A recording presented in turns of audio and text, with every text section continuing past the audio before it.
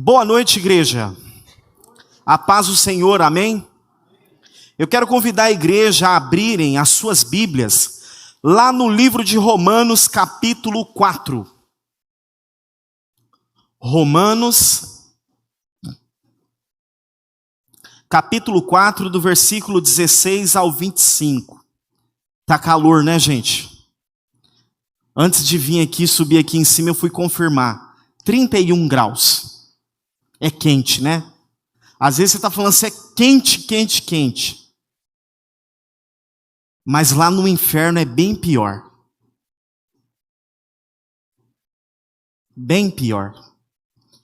Irmãos, Romanos capítulo 4, do versículo 16 ao 25.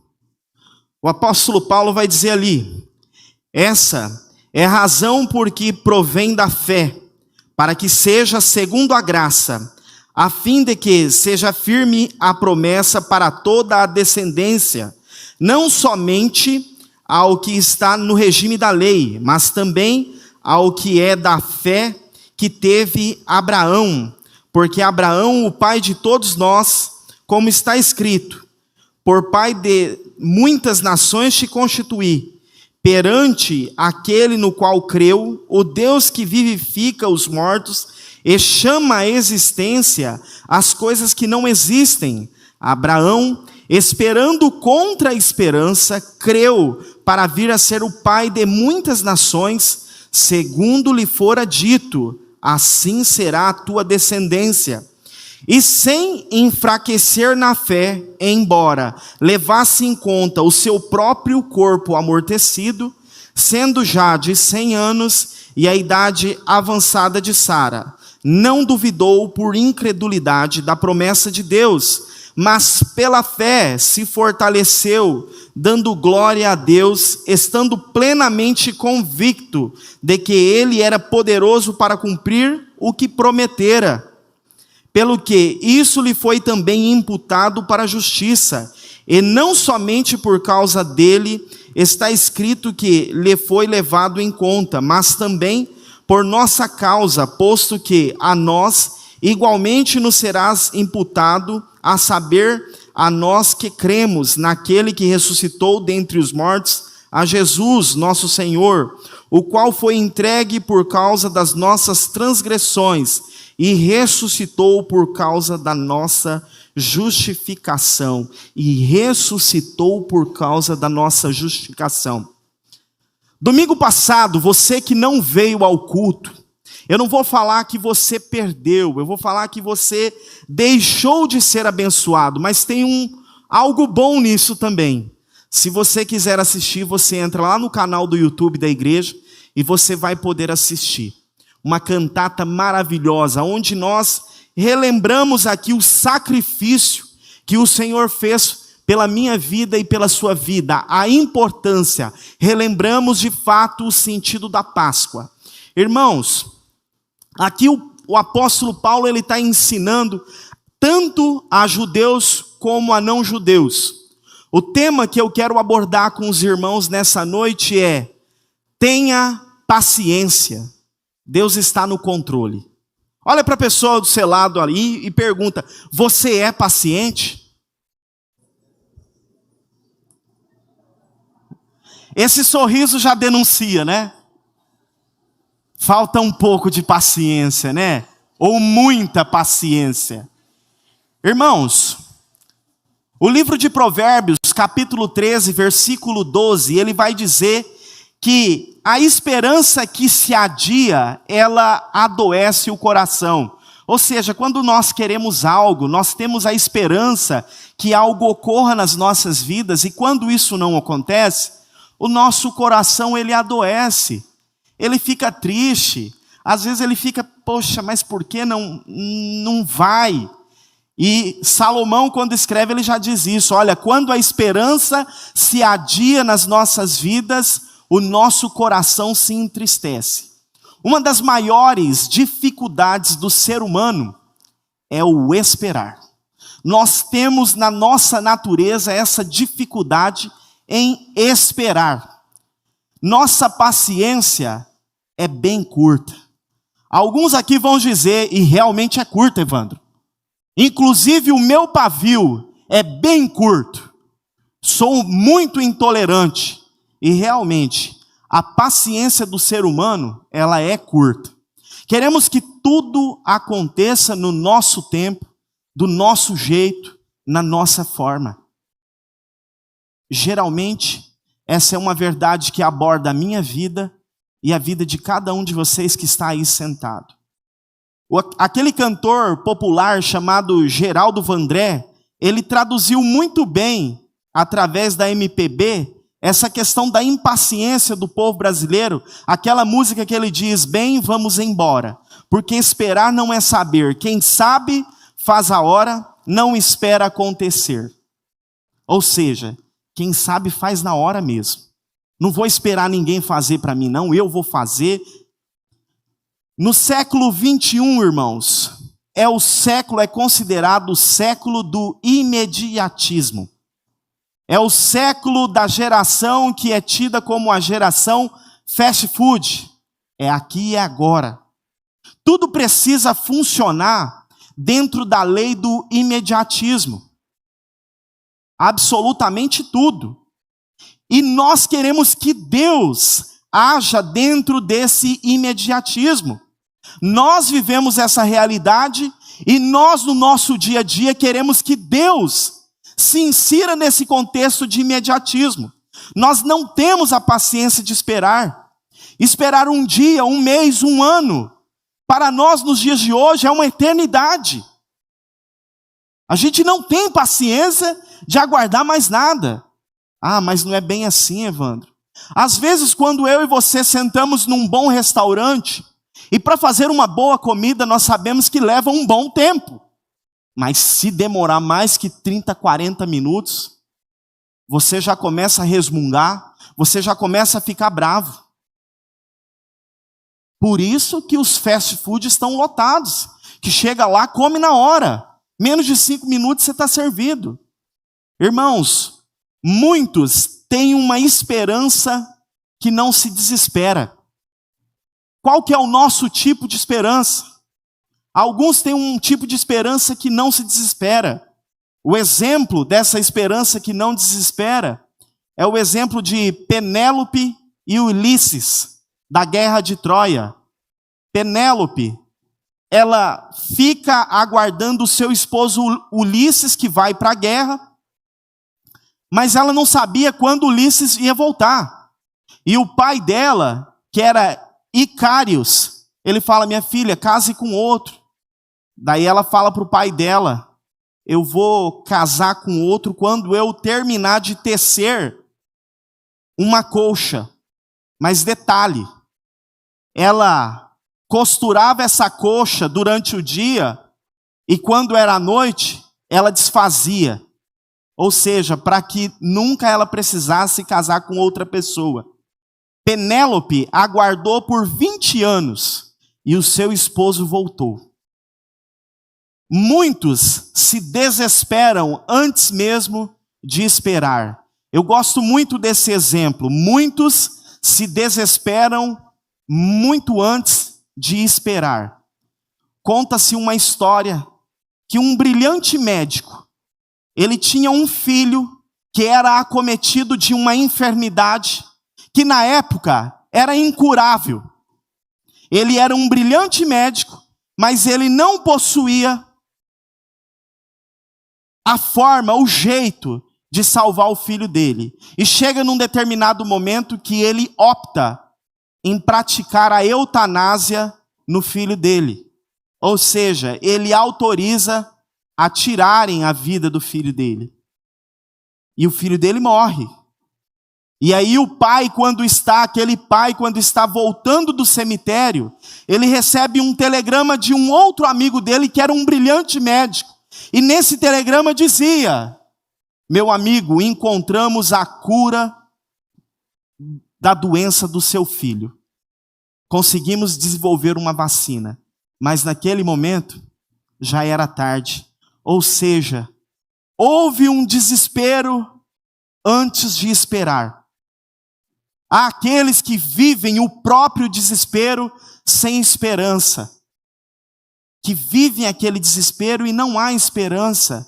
Nós encontramos esse exemplo dentro da Bíblia. O paralítico do tanque lá de Betesda, que está lá em João capítulo 5, do versículo 1 ao 9.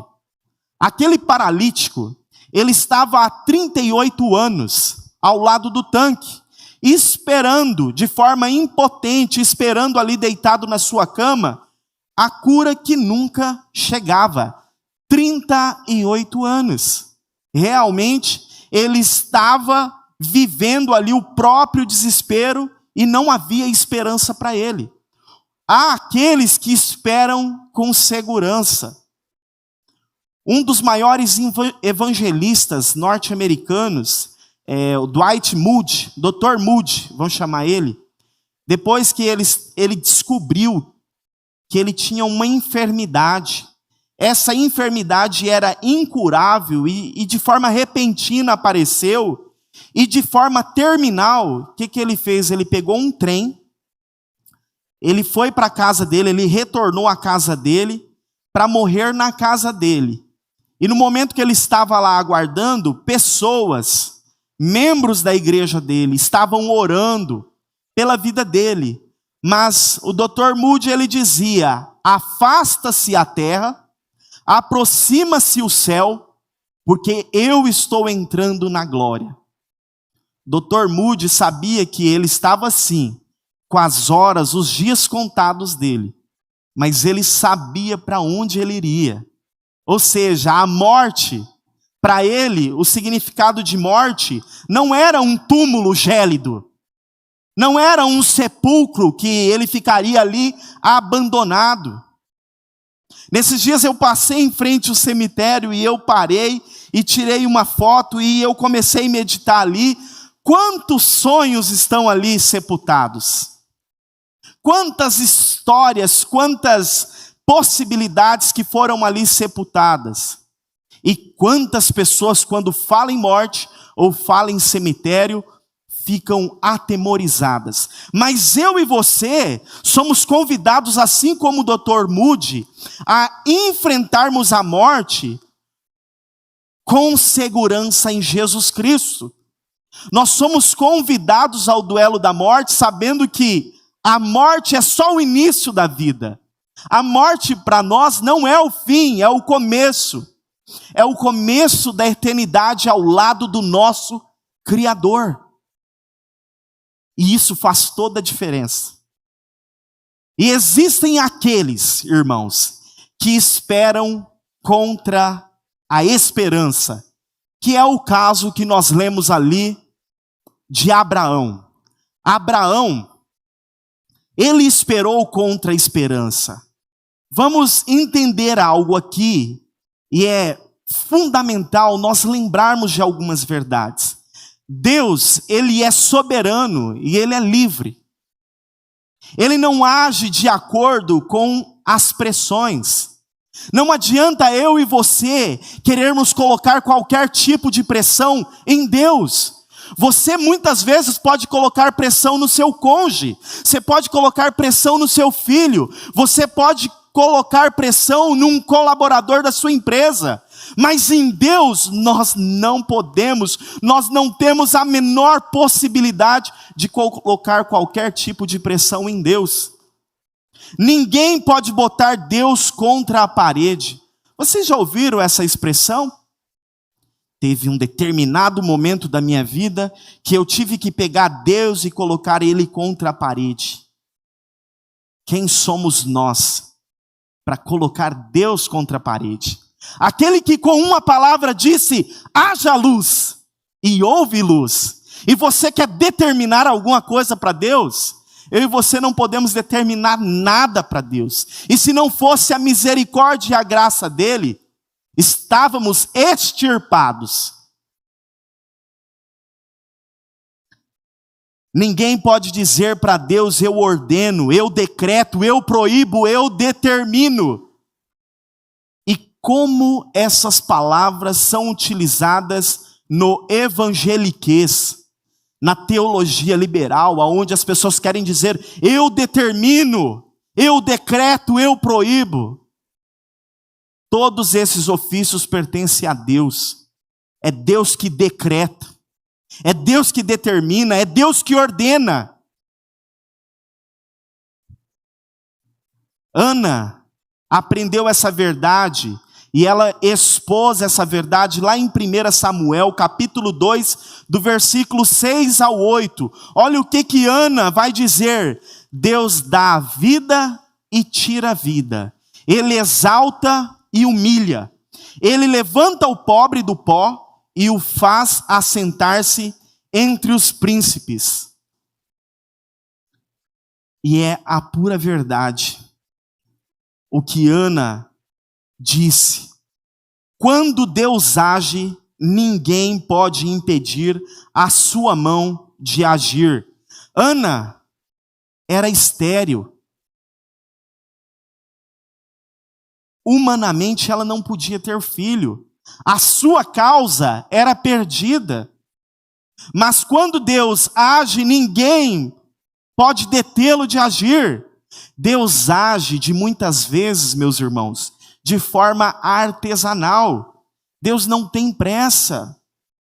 Às vezes eu e você, na nossa impaciência, nós precisamos entender que existe um processo, existe um caminho. E o caminho, ele gera aprendizado. O caminho, ele é pedagógico. Muitas vezes eu e você queremos utilizar a via mais rápido, mas a via mais rápida, ela muitas vezes vai cercear você de um aprendizado que será vital lá na frente. Então não escolha, não queira cortar caminho. Peça a Deus: Deus, eu quero trilhar os caminhos que o Senhor tem para mim. Se são difíceis, é esses caminhos que eu quero. Se eu enfrentarei tempestades, e se essa é a sua vontade, amém, que isso se cumpra na minha vida. Mas o que eu não posso é querer dar um jeitinho, cortar caminho. Vamos dizer, o jeitinho brasileiro. O jeitinho brasileiro não existe para Deus. A vida de Abraão, o Deus de Abraão, o relacionamento de Deus com Abraão, a espera de Abraão, são um verdadeiro mar de esperança para a nossa alma. Quando nós começamos a ler, a entender o que Deus fez na vida daquele homem. É muito profundo. O primeiro ponto que eu queria falar com os irmãos é: só pode ter uma esperança que não se desespera aquele que crê no Deus do impossível. Irmãos, eu sei que vocês vêm à igreja, muitos procuram levar uma vida que agrada a Deus, mas a pergunta que eu quero de fato que os irmãos respondam para si mesmo: vocês verdadeiramente servem o Deus do impossível? De fato, vocês servem o Deus do impossível, o Deus que tudo pode? Responda para si mesmo.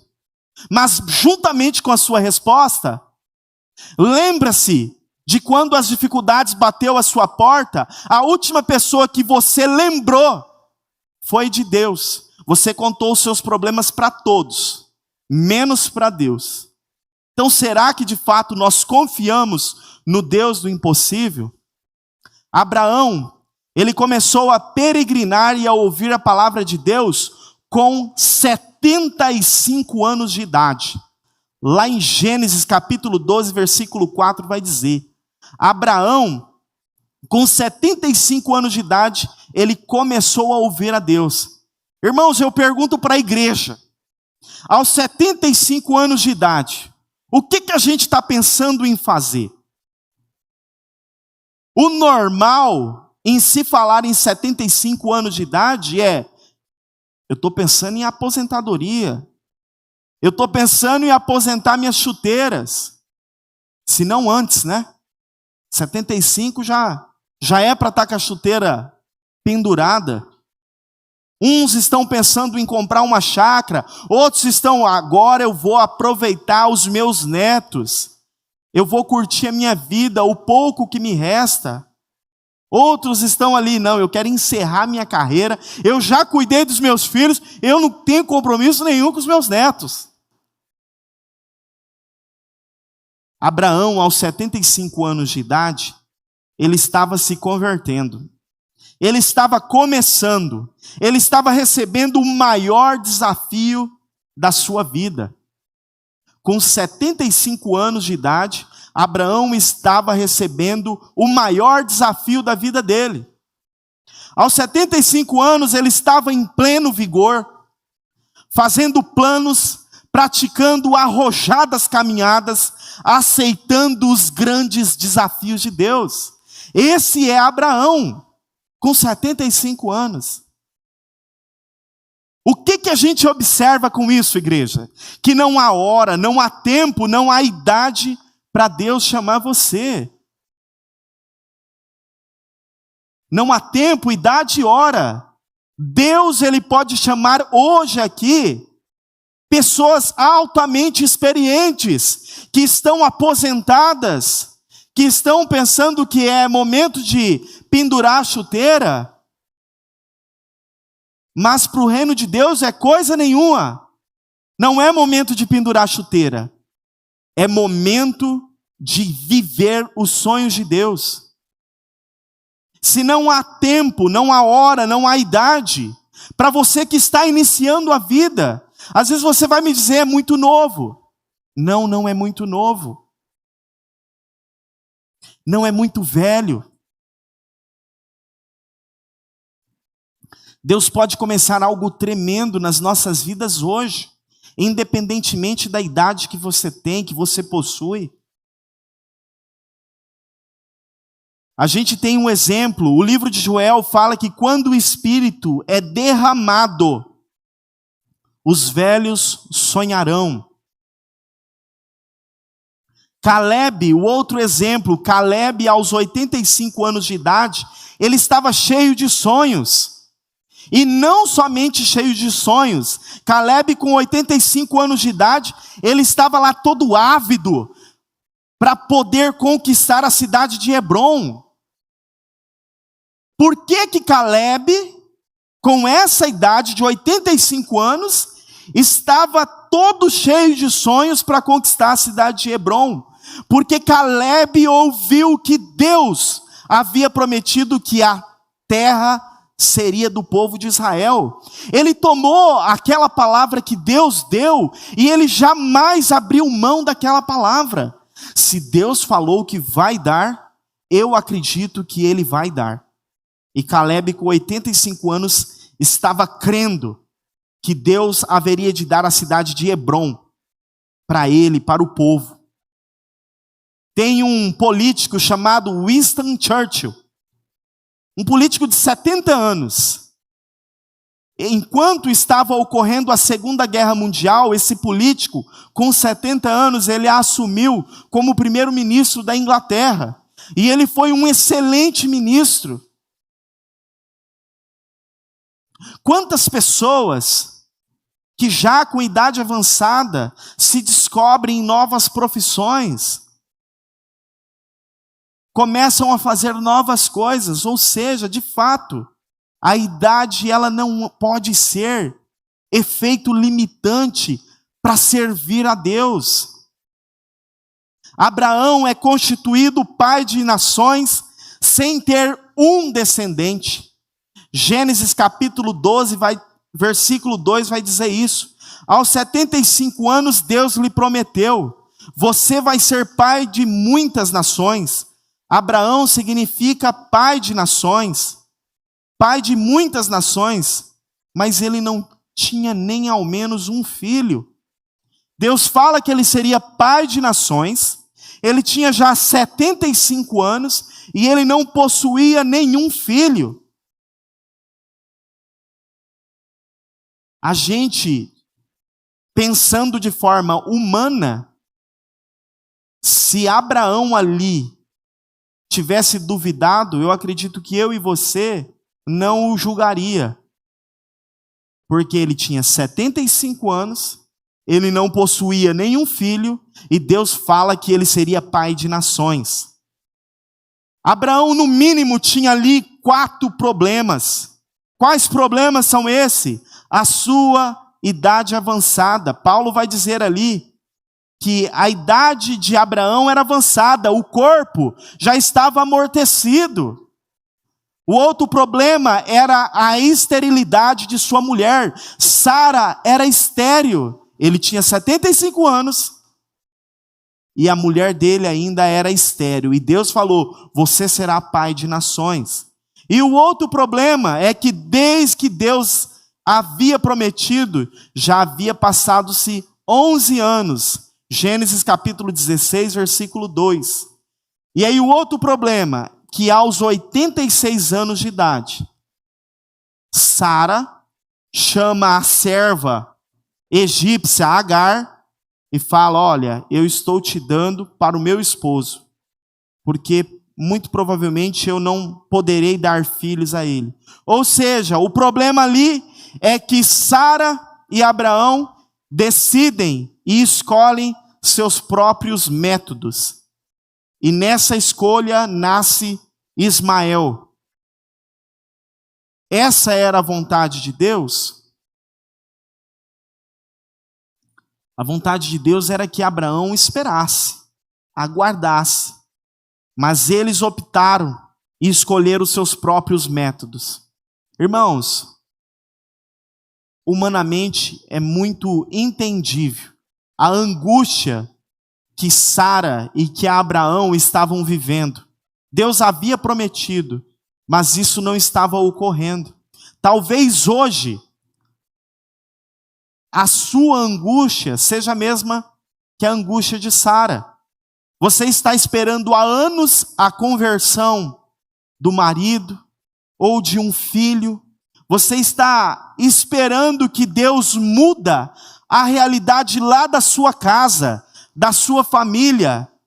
E os anos estão passando e nada acontece e aquele problema não é resolvido.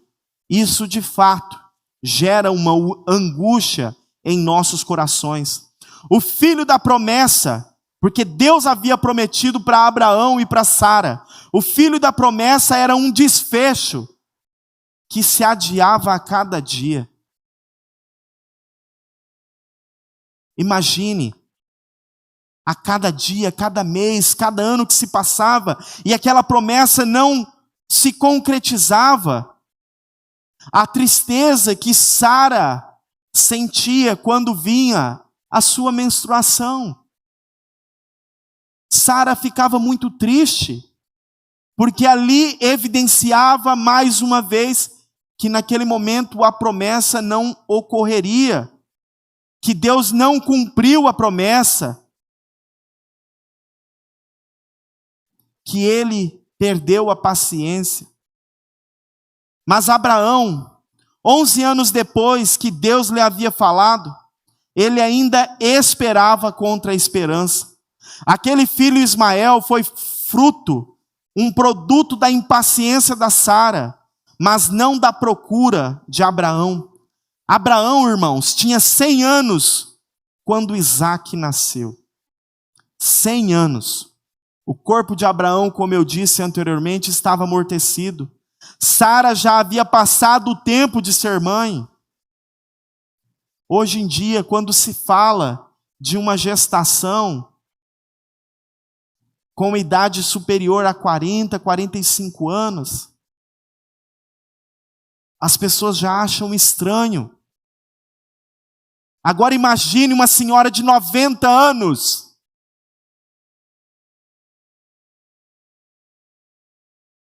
Realmente Abraão, ele creu contra a esperança. O bom senso nesse enredo, nessa história, dizia, é impossível. A razão dizia, não pode ser. Mas a fé dizia, tudo é possível. Às vezes o problema que você e eu estamos enfrentando atualmente nas nossas vidas, o bom senso vai dizer, é impossível. A razão vai dizer, não pode ser. Mas a fé está dizendo, tudo é possível. Por acaso existe algo demasiadamente difícil para Deus? Tudo é possível para Deus. Abraão esperou 25 anos.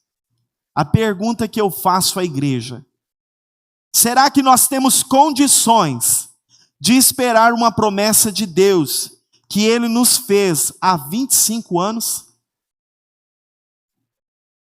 Será que nós conseguimos esperar 25 anos em Deus o concretizar de uma promessa nas nossas vidas?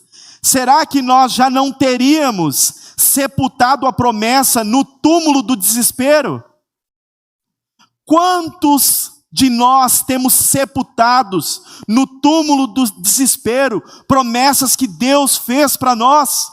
Porque nós não conseguimos esperar, porque nós não conseguimos confiar em Deus. É mais fácil deixar o sonho de lado, abandonar os sonhos de Deus e dizer que é impossível, do que crer no nosso Deus. Abraão acreditava que a promessa de Deus não poderia falhar. Romanos capítulo 4, do versículo 20 e 21 diz: não duvidou da promessa de Deus por incredulidade, mas pela fé se fortaleceu, dando glória a Deus, estando plenamente convicto de que Ele era poderoso para cumprir o que prometera. Ou seja, ele não permitiu que a incredulidade tomasse conta do seu coração. Pelo contrário, ele se fortaleceu na fé. E ele se permaneceu plenamente confiante, sabendo que se o Deus dele prometeu, esse Deus haveria de cumprir. Ele não hesitou. Ele confiou.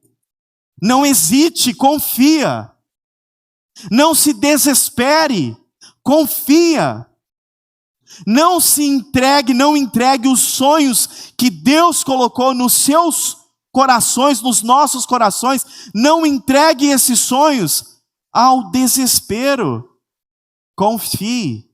Por mais que esteja demorando, confie.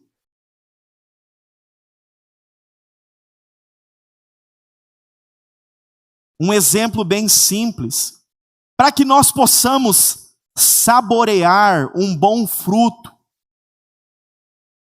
Se eu hoje plantar um bom pé de caju, amanhã eu vou comer um caju de qualidade? Não. Existe uma espera. E por que, dia após dia, temos nos entregado ao imediatismo? As coisas de Deus não são assim. Precisamos confiar. Precisamos lembrar que Deus, Ele não pode mentir. Se Ele prometeu, vai acontecer. Deus, Ele não nos engana. Eu e você podemos enganar os outros. Eu e você podemos até não cumprir o que falamos, mas se Deus falou para você, Ele vai cumprir. Porque diferentemente de nós, Ele não mente, Ele não nos engana, Deus não fraqueja. Quando Ele fala, Ele cumpre. Quando Ele ordena, o universo inteiro, quando Deus ordena, o universo inteiro se move para cumprir a sua palavra. E não vai ser diferente com a palavra que Deus deixou na sua vida.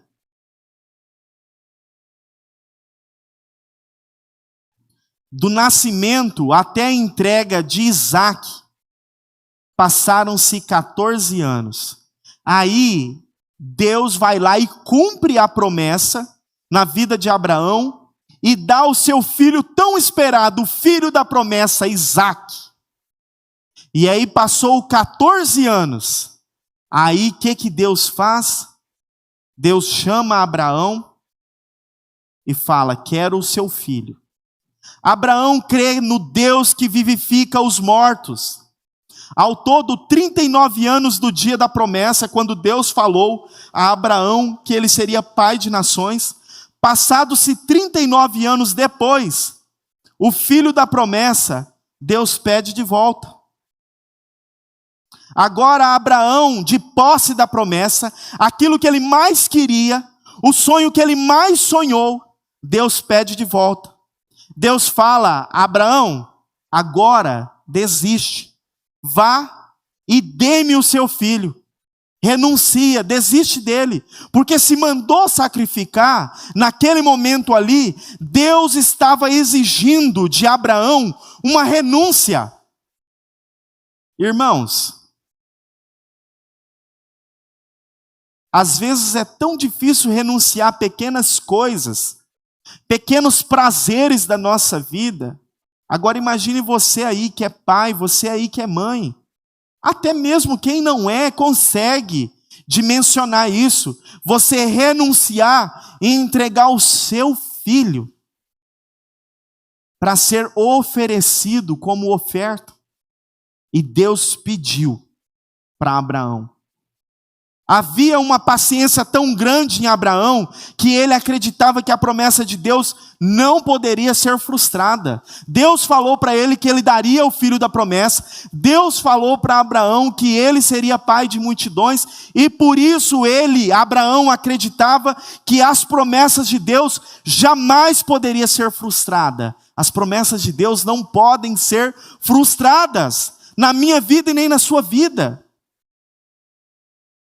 Abraão acreditava, cria, que Deus ressuscitaria seu filho. Abraão creu que nem a morte colocava limites no poder de Deus. Quando estamos com Deus, igreja, quando eu e você de fato estamos aliançados com Deus, a morte não tem a última palavra nas nossas vidas. Não é a morte que vai dar a última palavra nas nossas vidas. Deus é quem dá a última palavra nas nossas vidas. O segundo ponto que eu gostaria de abordar com os irmãos: só pode ter uma esperança que não se desespera aquele que descansa na providência divina. Aqui eu já vou falar daí sobre o filho de Abraão, Isaque. Aquele que descansa na providência divina, esse é aquele que não se desespera. Isaque, irmãos, ele esperou 20 anos o nascimento dos filhos. Está lá em Gênesis capítulo 25, do versículo 20 ao 26. Isaque aguardou por 20 anos o nascimento dos filhos dele. E o que acontece? Rebeca, sua mulher, era estéril também. E ele orou por sua mulher todos os dias, durante esses anos. Quantas noites Isaque orou por Rebeca? Quantas vezes ele colocou aquele problema que Rebeca tinha diante de Deus? Quantas vezes, tenha certeza disso, quantas vezes Satanás colocou dúvidas na mente e no coração de Isaque sobre a possibilidade em que a sua esposa, Rebeca, poderia não ter filhos. Todos nós aqui possuímos problemas. Todos nós aqui temos alguma dificuldade na vida. Mas será que todos nós temos feito igual Isaque fazia, que ele colocava diante de Deus os problemas da sua esposa? Será que nós colocamos os nossos problemas diante de Deus? As nossas dificuldades, as nossas limitações? Será que nós temos colocado diante de Deus? É fato que esses problemas, essas dificuldades que nós estamos enfrentando, Satanás diuturnamente tem lançado setas nas nossas vidas para provocar dúvidas em nossos corações se algo vai acontecer na nossa vida ou não. Se nós seremos curados de algo, se haverá uma mudança no aspecto, às vezes, financeiro da minha vida, que às vezes eu, empresário, você, empresário, às vezes fala assim, poxa, parece que não vai a minha empresa. E Satanás começa a colocar cada vez mais dúvidas em nosso coração, e nós às vezes começamos a achar que não vai mesmo. Assim é a vida de um estudante que está se preparando para um concurso público, para aquele que está preparando para o vestibular. Muitas são as situações que eu e você vivemos no nosso dia a dia, que Satanás pega aquilo com um prato cheio e começa a lançar dúvidas. E se eu e você não estamos fundamentados, alicerçados na palavra de Deus, essas dúvidas elas vão penetrando em nossos corações. E aí daqui a pouco eu e você perguntamos, mas por que que isso está acontecendo na nossa vida? É porque em alguma curva da vida, a palavra de Deus não fez mais sentido e a gente abandonou. A gente optou em abandonar a palavra de Deus. Pela perseverança de Isaac, Deus ouviu as suas orações e curou Rebeca, e ela concebeu, ela deu luz, ela foi mãe. Você tem paciência para orar pela cura, pela restauração do seu casamento, para uma visitação de Deus em sua casa? Você tem tido paciência de orar pelos seus filhos? Você teria paciência de orar por filhos 20 anos? Outro exemplo que Isaac nos deixa, Isaac ele teve a paciência para resolver conflitos com os filisteus. Irmãos, Isaac, ele cavava poços e os filisteus iam lá e enchia de terra. Isaac cavou Ezeque, Sitna e Rebote. Em vez de brigar, ele ia para a frente e fazia outro poço. Deus o fez prosperar, porque em vez de brigar por seus direitos, ele aprendeu a sofrer no dano. A Bíblia diz que quando você faz assim, Deus reconcilia com você seus inimigos. Isaac não ficava brigando, ele ia para frente e fazia outro poço. E a pessoa que estava brigando lá, ficasse para trás.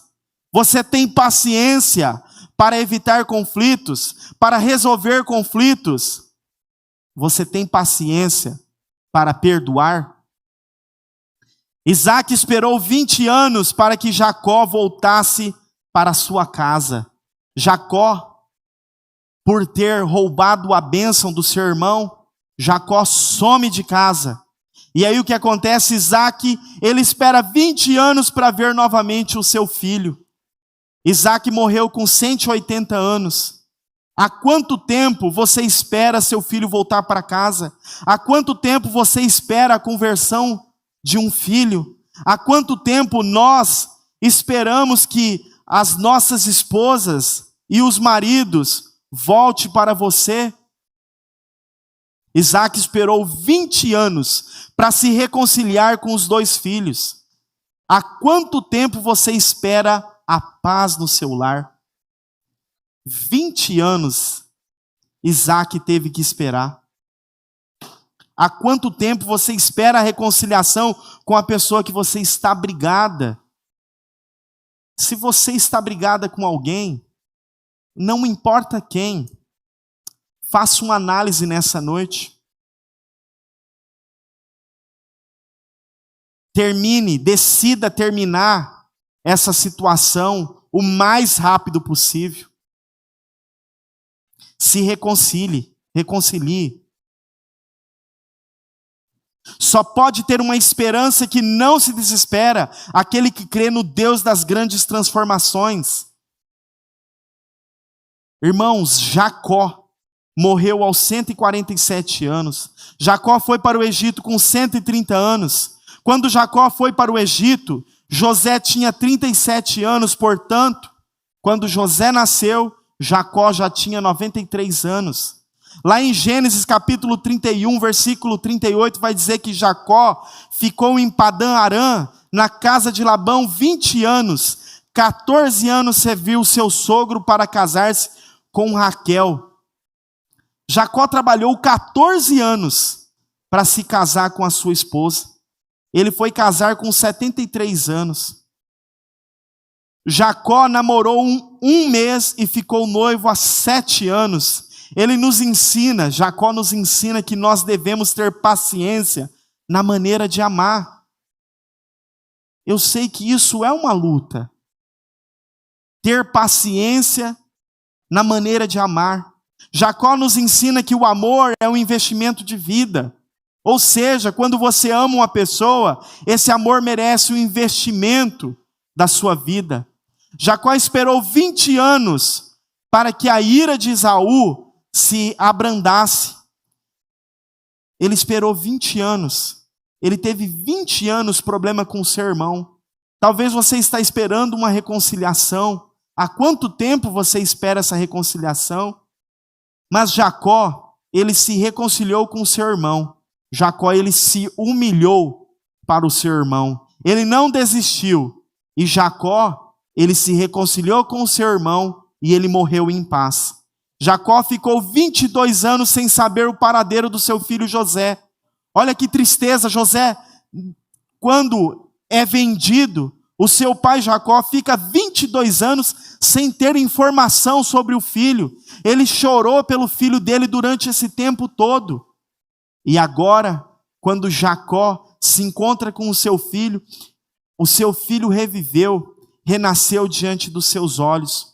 Há quanto tempo você espera que o seu filho renasça? Que o seu pranto se converta em alegria? Que o seu vale se torne um manancial? Eu costumo dizer que problemas, ele tem dia e hora para terminar. Nós não vamos ficar no problema para sempre. Tem dia e hora para finalizar. Tem uma analogia que eu gosto muito. Qual é o período mais escuro da madrugada? O período mais escuro da madrugada é por volta das 4 da manhã, aonde as densas trevas tomam conta de tudo. Às vezes, na sua vida hoje, as densas trevas têm tomado conta. Mas eu quero lembrar vocês que 4 horas da manhã é pertinho de 5:10, 5:15, quando o sol raia. E quando o sol nasce, não há escuridão que permaneça. Lembra-se disso. Às vezes você pode estar vivendo uma escuridão na sua vida, mas o sol de justiça, que se chama Jesus Cristo, o nosso sol de justiça, que é o nosso Deus, ele vai raiar na sua vida e nenhum problema vai dar conta, vai permanecer diante desse Deus do qual nós servimos. Já concluindo aqui com os irmãos, há um ditado popular que diz que a esperança é a última que morre. Para muitos, a esperança já morreu. Muitos já não possuem mais a esperança. Mas se você e eu dizemos que cremos no Deus de Abraão, no Deus de Isaac, no Deus de Jacó, você pode ter uma esperança que não se desespera. Se eu e você de fato cremos no Deus de Abraão, a nossa esperança, ela não vai se desesperar, pois o nosso Deus é aquele que vivifica os mortos. É aquele que chama à existência as coisas que não existem. Aquele que faz com que a mulher estéril se torne mãe alegre, mãe de filhos. É aquele que pode fazer o impossível, o inexplicável. Que nós façamos igual a Abraão, que nós possamos esperar em Deus, ainda que contra a esperança. No tempo de Deus, Ele vem em nosso socorro. Há duas coisas que Deus não pode falhar, quanto a si mesmo e quanto à sua promessa. Irmãos, nós temos N motivos para confiar em nosso Deus e não deixar que o desespero tome conta dos nossos corações, das nossas vidas. Amém?